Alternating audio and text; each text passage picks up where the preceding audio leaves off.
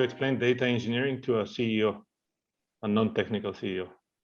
Yeah, I mean, we touched on it a little bit. I think that the data engineering is really kind of the plumber that's going to kind of, you know, create the piping and pull the data together. I think the data engineer is a little bit different than a plumber, because I view that there's a requirement by a data engineer to provide quality water to the consumer. And so I think that's a big fundamental difference, is that it's not just like, hey, we just got a pipe and I don't, you know, that's not my job, is to get the good water to you. That's the city's job.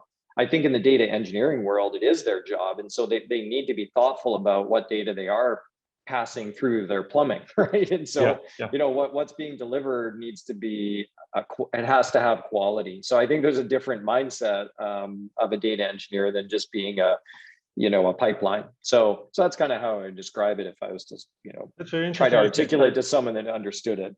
Yeah, no, I love that. I love the view of the quality of the water as well. It's not just the piping. I've been using the piping metaphor, right? The digging the ditches and putting the pipes, etc. But you touched on the quality aspect, which is very different than a typical what that metaphor does.